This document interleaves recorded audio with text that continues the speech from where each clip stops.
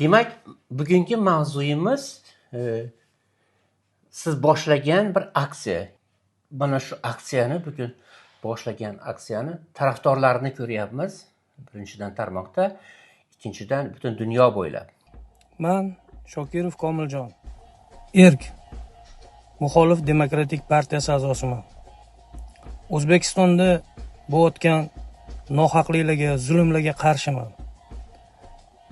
Diktatura rejimiga qarshiman. Xalqimizga, millatimizga foydasi bo'lmaydigan bunaqa saylovlarga qarshiman. Shvetsiya aloqada. Men o'zbekman. O'zbekistondagi zulmga, diktatura, nepotizm, korrupsiyaga qarshiman. Xalqqa, millatga foydasi tegmaydigan deputatli sayloviga qarshiman. Fransiya, Parij aloqada.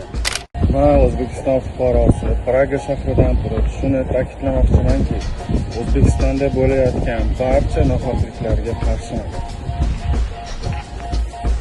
Shu o'rinda vatandoshlarimizga murojaatim, muhimi natija. Agar biz yo'l azobidan qo'rqsak, hech qachon manzilimizga yetib bora olmaymiz. Praga aloqada. Butun dunyodagi O'zbekiston Respublikasi vatandoshlari tomonidan boshlangan norozilik aksiyasiga qo'shilaman. Yurtimizda bo'layotgan diktatura, monopoliya, korrupsiya, nepotizm, siyosiy qatag'onlik hammasiga qarshiman. Mutlaqo qarshiman. Soxta, yolg'onga to'la xalqimizga hech qanaqa foydasi tegmaydigan saylovlarga qarshiman. London, Buyuk Britaniya aloqada. Men O'zbekistonlikman. O'zbekistondagi zulmlarga va korrupsiyaga va poraxo'rlikka qarshiman. Amerika aloqada. Men o'zbekman. O'zbekiston fuqarosiman.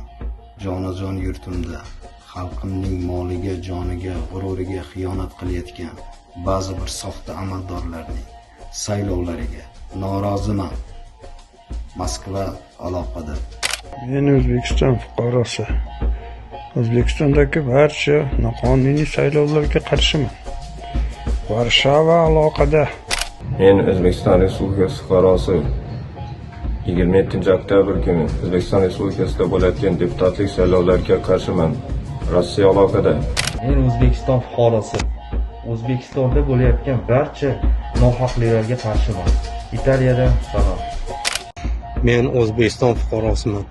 Men O'zbekistonda bo'layotgan adolatsizliklarga, nepotizmga, noqonuniy saylovlarga qarshiman. Rossiya Sankt-Peterburg aloqada. Men O'zbekiston fuqarosi. Men diktatura. Men O'zbekiston fuqarosiman. Hozirda Rossiyadaman. O'zbekistonda bo'layotgan korrupsiya, monopoliya, vijdonsizlik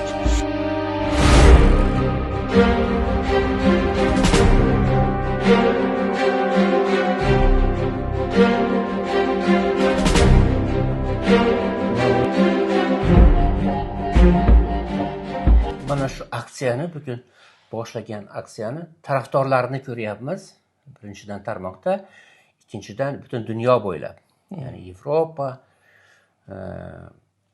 Yevrosiyo va boshqa qit'alarda sizni qo'llab chiqayotgan qo'llovchilar ko'rinyapti-da. Shu haqda qisqa gapirib bersangiz, qanday boshlandi buning hammasi?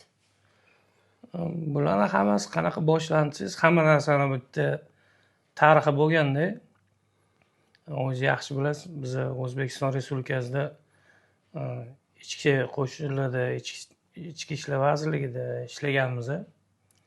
O'sha diktator Karimov paytida siyosiy qatag'onlarga uchrab 11 yil qamoqxonalarda o'tirib chiqqanmiz.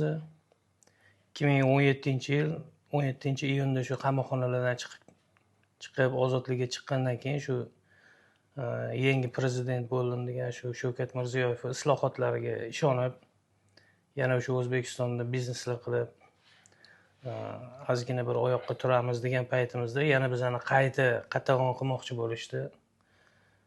Bizani yana nima desa bo'ladi? Ichki ishlar xodimlari, yana prokuratura xodimlari tomonidan ta'ziqlarga uchrab, majbur bo'lganmiz. vatanimizni tark qilishga. Shu vatanni tark qilgandan keyin muhojirotda yurgan vaqtimizda shu o'zimizga o'xshagan hur fikrli, erkin fikrli degan insonlar bilan tanishib, xususan O'zbekistonda ancha yillardan beri bu diktator rejim bilan kurashib kelayotgan Erk muxolif partiyasini tarafdorlari bilan tanishganman. Bizni suhbatlarimizda g'oyalarimizni birligi, fikrlarimizni birligi shu narsalar bir-birimizga to'g'ri kelib, shu partiyaga a'zo bo'lganman. Shundan keyin shu siyosiy faoliyatimiz boshlangan. Mana shu Erk partiyasini g'oyalari, Erk partiyasini O'zbekiston millatini, vatanimizni ravnaqi, millatdoshlarimizni, vatandoshlarimizni hurriyatga yetaklash, ularni haqiqiy demokratik davlat tuzishga undash. Shu g'oyalar bilan qiziqib, o'zim nima desa bo'ladi, hamfikrlarim bilan, partiyadoshlar bilan, g'oyadoshlar bilan shu fikrlarda hamjihat bo'lib yurganmiz. 2020-yilda o'sha men birinchi Erk partiyasiga olib kelgan shoir do'stim bo'lgan Rahmiddin Aburayev degan 2020-yilda bu insonni O'zbekiston hukumati qamab qo'ydi. Yo'q ayblar bilan hozirda ham qilmagan ayblarni bo'yniga ilib, yana raskrutka deydi. O'sha raskrutka degani qayta yana jazo muddatini o'tayotgan qamoqxonasida oddiy rejimdan qattiqlashtirilgan rejimga o'tkazib, Kosondagi o'sha 51-jazoni ijro etish muassasasiga jo'natib yuborilgan. Bunaqa nohaqliklarni ko'rib, nima desa bo'ladi, o'zi ichimizda g'alayon, tug'yon, o'zi men unaqa joylarni ko'rganman, juda qattiq bir azoblanib yurgan paytimizda bu aksiyalar qanaqa boshlanib ketdi, siz o'zingiz xabaringiz bor. Shu O'zbekistonda 23 ta diniy modda bilan qamalib ketgan hamyurtlarimizni orqasidan boshlanib ketdi. Andijondagi voqealar yoki qaysi biri? Yo'q, Vodiy bilan Toshkentdan 23 nafar odam qamashdi, eslasangiz. Bu tadbirkorlarmidi? Kimlar bular? Orasida tadbirkorlar ham bor, o'sha siyosiy qatag'onda qamalib chiqqan odamlar ham bo'lgan. Diniy modda bilan, siyosiy modda bilan qamalib chiqqan odamlarni qayta qamadi. Eslasangiz, bizni boshlangani bu aksiyamizni shu 1,5 oy oldincha o'sha diniy mutaassib Abror Muxtor Ali degani shu chiqib turib Shvetsiyadagi o'zbeklar haqida gapirishni boshlagandan boshlanib ketdi. Keyin biz o'zimizani o'sha bizdan jizdigan ko'rsatuvni olib borayotgan vaqtimizda bizani sha'nimizga har qanaqa haqoratomuz so'zlarni ishlatishni boshladi. Biz tabiiyki bu narsaga qonun doirasida murojaat qilib, O'zbekiston Respublikasini Shvetsiyadagi elchixonasiga murojaat bilan 13-avgust kuni murojaat qildik.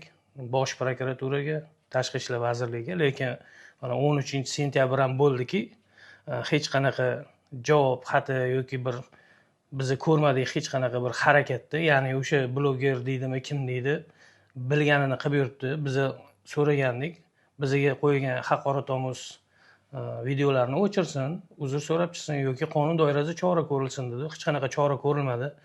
Aksincha u video bloger bizga undan-da battar haqoratlar qilib, bizni O'zbekiston elchixonasiga qilgan murojaatimizni Shokirov Komil Galiboylarga murojaat qildi deb yana bir bor O'zbekiston elchixonasini yana elchixona Galiboy deb nima qilyapti?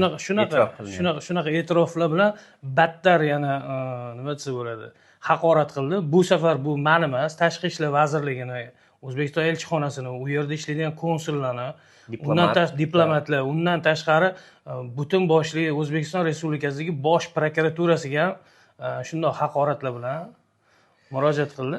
Ya'ni o'sha yerda bir aytilgan bir e'tirof bor edi. Agar biz o'sha esimni adashmasam, o'sha murojaatda qabul qilingan e'tirofga ko'ra, biz agar bunga javob bo'lmaydigan taqdirda biz davom ettiramiz deyilganda. Shunaqa. Ana undan keyin menga juda ham bu video murojaatlar paytida ko'pgina vatandoshlarimiz, millatdoshlarimiz menga aloqaga chiqib,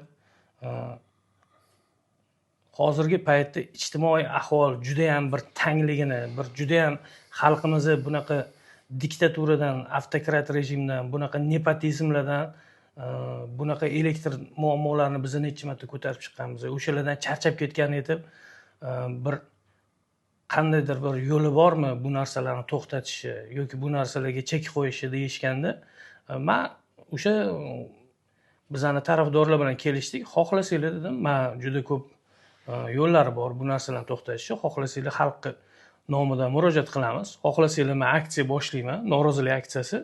Xohlagan inson qo'shilishi mumkin bunga dedim. Ya'ni 1-oktyabr mana bugungi men shu aksiyani rejalashtirdim. Ya'niki har bitta inson O'zbekiston fuqarosi agar yurtda bo'layotgan diktaturaga, nepotizmga, korrupsiyaga yana bir 27-oktyabr kuni bo'ladigan umuman xalqimizga hech qanaqa bir foydasi bo'lmagan bir yolg'on saylovlarga kimdir agar norozi bo'lsa, norozilik o'zini noroziligini bemalol bayon qilishi mumkin. Ya'ni kim agar siz misol uchun davlat ichida bo'lsangiz yo boshqa joyda bo'lsangiz, agar o'zingizni xavfsizligingizni himoya qilish birinchi o'rinda bo'ladigan bo'lsa, men taklif qildim, xohlasangiz yuzingizni bekitib xavfsizlik choralarini ko'rgan holatda, lekin o'zingizni noroziligingizni aytib chiqishga haq-huquqingiz bor deb tushuntirdim. Undan tashqari O'zbekiston aholisiga men shunaqa taklif qildimki, xohlasanglar noroziliklarni oddiy yo'l bilan bildirsa bo'ladi. Ya'ni kim zulmsiz, qon to'kmasdan, hech qanaqa mitingsiz, hech qanaqa insonlarni o'ziga, xalqimizni o'ziga qiyin bo'lmagan holatlarda norozilik aksiyasini bildirsa bo'ladi. Qanaqa qilib deb so'rashganda men aytdim, agar siz shu narsalardan norozi bo'lsangiz, bemalol ko'chaga qora kiyimda chiqishingiz mumkin deb bularga tushuntirdim. Bugun ko'ryapmanki, O'zbekiston aholisi juda ko'pchiligi qora kiyimda hozir ko'chaga chiqishgan. Menga shunaqa xabarlar kelyapti, ko'chadagi 10 tadan 7 ta odamda qora kiyimda. Undan tashqari o'zingiz ko'ryapsiz, ijtimoiy tarmoqlarga joylab boryapman. TikTok, Facebook va YouTube kanallarimda juda ham ko'p davlatlardan, butun dunyodan desa bo'ladi, sababsiz yerda Amerika Qo'shma Shtatlari bor, Buyuk Britaniya bor, Yevropa va boshqa Rossiyadan, Ukrainadan, har xil davlatlardan menga hozir xabarlar kelyapti, video murojaatlar. Men shundan bilamanki, demak, xalq haqiqatan norozi bu hozirgi yuritilayotgan diktatura tizimidan va insonlar o'sha ko'chaga bugun chiqishni boshlashdi. Insonlar o'zlarining noroziliklarini bayon qilishni boshlashdi.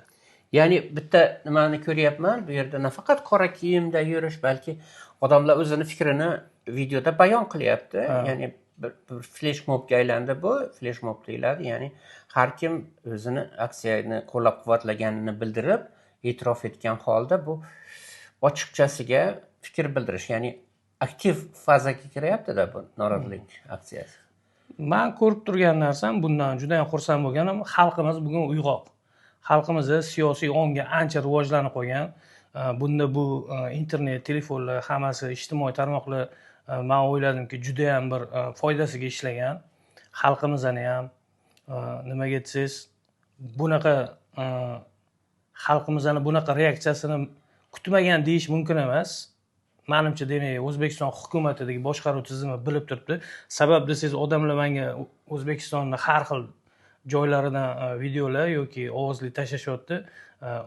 Eng birinchi o'rinda hamma profilaktika xodimlari, ya'ni militsiya xodimlari hammasi ish joyida, ya'ni kim usilenniy variant qilib qo'yishgan bugungi ko'chalarda PPS, YPX har xil mashinalar va harbiy qismlarga o'xshagan nima desa bo'ladi, jangovar holat keltirilgan. Ya'ni kim hukumat xalqi kuchini ko'rishni boshladi. Ya'ni bu yerda bir xavf, ya'ni risk bo'lishi mumkinmi? Siz kuzatyapsiz bugun ertalabdan mana shu harakatni qanday borayotganini va ularga qandaydir jiddiy bosimlar bo'lyaptimi? Sizda shunday ma'lumotlar bormi? Yo'q, jiddiy bosim qila olmayapti. Sabab desangiz, bunaqa biz boshlagan aksiyada kimgadir jiddiy bosim bo'lishi yoki uni xavfsizligiga tahdid soluvchi yo'llarini emas, men oldin ham aytganman, hukumatga xalq o'zini kuchini bemalol, zulmsiz, o'ziga xavfsiz bo'lgan yo'llari bilan ko'rsatib qo'yishi mumkin xalq o'zini kuchini. Mana biz oddiy bitta qora kiyimni aytdik, bugun bu hukumat ko'ryapti xalqi haqiqiy kuchini. Bu hukumat xalqqa bizning millatdoshlarimizning siyosiy ongi o'sganini va o'z haq-huquqlarini talab qilib noroziligini bildirishga jur'at topa olayotganini bildirib turibdi. Keyin bu harakatda yana bir bir favqulodda boshlanganini aytdingiz, ya'ni siz buni tashabbuskori, lekin siz aytyapsiz, nimada chiqishlardan ma'lum bo'lyapti, O'zbekiston Erk Demokratik partiyasi turibdi siz orqangizda. Bunda qandaydir nimalar bormi? Kelishuv yoki qandaydir? Yo'q, men har bitta ishimni har doim ustozimiz, liderimiz Muhammad Solih bilan maslahatlashgan holda qilaman. Ustozimiz har doim aytadilar, iloji boricha xalqimizga, millatimizga ziyon yetmaydigan qilib qilish kerak bunaqa aksiyalarni. Chunki oddiy misol o'sha bizga haqoratomuz videolar qilgan odamlarga ham har doim ustozimiz aytganlar, unaqa pastkashlik bilan javob bermang deydilar. Men tabiatimdan ozgina sal jizzakroqman o'shanga. Nima desa bo'ladi? Shunaqa maksimalizm hali yoshsiz. Endi ko'pchilik misol uchun meni obunachilarim ham hozir O'zbekiston xalqi ham meni ko'rayotgan bo'lsa, men sizlarga bitta savolim bor-da. Meni kimdir so'kong'ich yoki boshqa yoki qattiq gapiradi deb yomon ko'rishi mumkin. Sizlarga bitta savolim. O'zbekiston hukumatida, amaldagi hukumatida ijtimoiy tarmoqlarda videolarni yaxshilab ko'ringlar-da. Hokimlar so'kong'ich, hokimlar urib tashyapti, hokimlar so'kib tashyapti odamni. U hokim ekan. Men oddiy bitta Erk partiyasini faoliman xolos. Hokim bo'lib turgan odamlar, xalq saylab qo'ygan hokimlar xalqini so'kyapti, onasi ham qolmayapti, otasi ham qolmayapti. Ana Andijon hokimiga o'xshagan ana porno kinolarda o'ynab chiqadigan bir hokimlar bemalol avratini ko'rsatib butun xalqqa videolar qilyapti. Meni so'kkanim hech narsa emas. Men so'ksam xalqimni so'kmayapman. Men so'ksam o'sha xalqqa yolg'on gapirayotgan ba'zi bir nima deydi ana. Meni yaramas odamlarni so'kyapman xolos. O'shaning uchun xalqimiz meni tushunadi deb o'ylayman. Keyin yana bir qiziq savol tug'iladi. Shu paytgacha o'nlab yillar davomida har xil aksiyalar o'tkazildi. Masalan, Bahodir Choriyevni harakati bor edi, oq ko'ylak kiyib chiqishni taklif qilgan u. Oq ko'ylakliklar harakati deb bir qaysidir davrda qo'rqmaymiz aksiyasi bo'ldi. Undan keyin qo'rqmaymiz aksiyasi bo'ldi, fleshmob qilindi va fotografiyalarni qo'yish bilan davom etdi bu. Ya'ni bu narsa takroriy bo'lib kelayotgan natijasiz harakatlarga o'xshamaydi. Men bir skeptik sifatida savol beryapman. Ya'ni oxir oqibatda erishiladigan natija nima bo'ladi? Og'ir oqibatda erishiladigan natija, kechiga misol video murojaatimda ham bu hukumatga bir mujda berildi. Ya'niki qonun ishlashini, qonun ustuvorligini ta'minlanishiga bular javobgar. Biz qonuniy murojaat qildik. 1,5 oy bo'ldi, lekin hali qonuniy javob olmadik. Ko'ryapmiz, umuman ahamiyatga ham olmagan. Bular o'ylashdiki, bular keldi, murojaat qildi, bo'ldi, ketdi. Yo'q, o'tib ketmaydi. Biz buni oxiriga yetkazamiz. Oxiri nima bo'ladi desiz, misol o'sha boshqa aksiyalar balkim oxiriga yetmagandir. Lekin o'sha paytdagi bilan hozirgi texnologiyaning juda katta farqi bor. Bugungi kunda yosh bolaning ham qo'lida telefon bor, yosh bolaning qo'lida ham interneti bor. Bemalol hozir nima bo'layotgan jarayonni onlayn tarzda butun dunyo ko'rib, bilib turishi mumkin. Kerak bo'lsa, mana tarafdorlarimizni ko'ryapmiz, butun dunyodan chiqib kelishyapti. Bizani qo'llaydigan, bizani tarafdorlarimiz. Bu narsa oxiriga qanaqa bo'ladi desiz, oxiri qonun ustuvorligini ta'minlatishga bizni majbur qilamiz. Ya'ni qanaqa yo'l bilan desiz, bosim emas. Xalq o'zini siyosiy kuchini, siyosiy ongini, irodasini bu hozirgi zulm yuritayotgan hukumatga ko'rsatib qo'yadi. Va oxir oqibatda biz butun xalq bilan birgalikda bu hukumatga qonun ustuvorligini ta'minlanishiga majbur etamiz. Majbur etamiz deganda qanaqa? Miting bilan emas. O'zimizning noroziligimizni shunaqa bildiramizki, bu hukumat bizga birorta ziyon yetkaza olmaydi endi. Agar ziyon yetkaziladigan bo'lsa, xuddi o'sha siz biz ko'rgan bizni tarafdorlarimiz butun dunyo bo'yicha o'sha ko'rilgan har bitta davlatdagi tarafdorlarimiz borib O'zbekiston elchixonasini yonida kerak bo'lsa palatka qurib, kerak bo'lsa bir oylab turiladi. Kerak bo'lsa yerda QR kodli kompyuterlar qo'yamiz, bu hukumatdan norozi bo'lgan har bitta o'zbek vatandoshi kelib o'zini ovozini berib ketadi. Kerak bo'lsa jahon axborot vositalarini jalb qilamiz. Kerak bo'lsa xalqaro tashkilotlarni jalb qilamiz, lekin O'zbekistonda bo'layotgan nohaqliklarga hammasiga chek qo'yamiz. Mana oxiri shu bilan tugaydi aka. Ya'ni talablar, yana bir bor qaytsak, talablar nimalardan iborat konkret? Birinchi talablarimizni aytganimiz shuki, birinchi talabimiz o'sha elchixonaga biz qonuniy murojaat qildik. O'sha diniy mutaassib Abror Muxtor Ali, Shuhrat Musayev degan o'sha propagandist bloger hammasi bizga qilgan har bitta haqorati uchun O'zbekiston qonunida belgilangan jazoga tortilish kerak.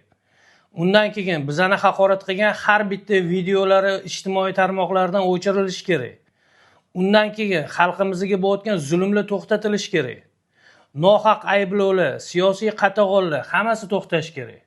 Undan tashqari korrupsiyaga chek qo'yish kerak. 200 kilovat limit hozir butun xalqimizning eng katta balosi bo'lib turibdi bu 200 kilovat limit. Menga kelgan ma'lumotlarga qaraganda 200 kilovat bekorga emas. Kechaga men video murojaatimda aytdimki, o'sha prezident Mirziyoyev ikkita kuyovi o'sha Shovvozsoyda shunaqa generator qurganki, ya'ni kim mining ferma qilishgan aytdi. Bitcoin mining qilishyapti. U Bitcoinga uni faqatgina ishlashi uchun tok emas, uni sovutish tizimlari bor, boshqa tizimlar bor. O'shalarga butun energiya hozir shu yoqqa ketyapti degan menda ma'lumotlar bor. Xalqimizga bunaqa elektr limitlarni olib tashlashini talab qilamiz. Qishda gazini o'chirishini yo boshqasini limit qo'yib qo'yganga yarasha pulini to'lasiz, yana kecha soat 12 dan ertalab 4 gacha o'chirib qo'yapti. Odamlar jar soatda uyda kasal odamlar bor. Mana bunaqa apparat degan narsa, apparatlarda yotgan qariyalar bor ekan. Mana shu talablarni xalqimizga qo'yayotgan talablarni bajarmaguncha bu aksiyalarimizni men va'da beraman, shunaqa tarzda kuchayib boraveradiki, bu qora kiyimda ko'chaga chiqish bu eng oddiysi. Bu eng oddiy to'lqin, ya'ni valna deydi. Demak, bu birinchi etap, bu birinchi faza. Hali bu fazadan fazaga o'tgan sari bu hukumat juda ham tushunishni boshlaydi. Xalqi kuchini, xalqi siyosiy irodasini tushunishni boshlaydi. O'shaning uchun hozir birinchi fazani o'zidayoq bu xalqni rozi qilish kerak. Xalq to'ydi. Hozir taxminan qancha odam ko'chaga chiqdi? Mana shu aksiyada qancha tarafdorlar paydo bo'ldi? Taxminan ayta olasizmi? Taxminan deganda mana menga kelgan SMSlardan har 10 tadan 7 ta odam qora kiyimda bo'lgan. Ya'ni sizga kelayotgan SMS. Siz o'z faoliyatingizni yaqinda boshladingiz, umuman mana bu blogosfera yoki tarmoqlardagi chiqishlaringiz bilan yaqinda boshladingiz va bu qisqa muddatda qancha ko'rarmanlar bo'ldi masalan bloklaringizni? Hammasini olib qaraganda 2 milliondan ko'p. Bu juda katta gap. Menimcha даже favqulodda darajada ko'p. Masalan, odatda yangi ochilgan akkauntlarga kirish qiyin bo'ladi. Bunga qanday erishdingiz umuman, Komiljon? Yo'q, meni avvalambor niyatim unaqa bo'lmagan. Meni oldindan ham taniysiz, men unaqa YouTuberlik yo boshqa narsa bilan yo blogerlik bilan bilgan odamlarda bunaqa omad qozonish bo'lmagan. Shug'ullanmaganman. Bizaga nima deydi, o'zbekcha qilib aytganda, bizaga tosh otishdi, biz boshladik, lekin oqibati juda katta bo'lib ketdi. Sabab desangiz, eng birinchi muhim nuqta shuki, men shu xalqdan chiqqanman aka. Men shu xalqdan chiqqanman. O'sha menga ba'zi birlar vatan gado deydi. Men kecha ularga nima desa bo'ladi? Vizov deganda tashadim men ularga. Qani, agar sen vatan parvar ekansan, men vatan gado ekanman. Bitta harbiy xizmatda xizmat qilgan paytingdan bitta surat tashagancha dedim. Sen qanaqa vatanga xizmat qilgansan yoki menga o'xshab bir paxta terganmisan, bir paxtazordan bitta suratingni ko'rsatchi dedim. Menimcha aka shu xalq orasida ommalashayotgani, men shu xalqdan chiqqanim va bu xalqning dardini ichidan bilganim menimcha. Men shu har doim o'zimning obunachilar bilan gaplashganimda bular menga ishonch bildirishayotgani sababsiz men shu xalqdan chiqqanman. Xalqning dardi nimadaligini bilaman. Bu yerda yana bitta nuqta bor. Ular aylanib o'tishadi-da, masalan, umuman keraksiz nuqtalarga urishga harakat qilishadi. Masalan, LGBT harakati yoki Falastin yoki qaysidir Kambodja davlatini muammolarini biza ko'tarmayotganimizni aytishadi yoki qaysidir Karib orollaridagi yoki Afrikadagi bir millatlarni o'zaro to'qnashuvlari haqida gapirmaganimizni pisanda qilishadi, lekin bu bilan O'zbekistondagi har bitta odamga tegishli bo'lgan sotsial muammolar, ijtimoiy muammolar, ishsizlik, elektr energiyasini tanqisligi, gaz, suv, har kuni kanalizatsiya yorilayotgani haqida asosiy muammolari bor, umumiy bo'lgan universal odamni muammolari bor, ularni iste'moliga yarasha bu mavzularga tegmaslikka harakat qilishadi. Bu yerda pochirib ko'rinib turibdi. Ya'ni biz ularni mana bizni chalg'itayotgan yoki sizni chalg'itayotgan muammolardan chetga olib, bu muammolarga qaratish, ya'ni real muammolar, har bitta odamga tegishli bo'lgan muammolarga e'tibor qaratish menimcha maqsad deb o'ylayman. Shunaqa.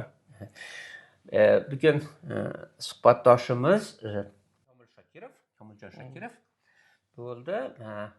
Menimcha bu aksiyani biz yoritishda davom etamiz.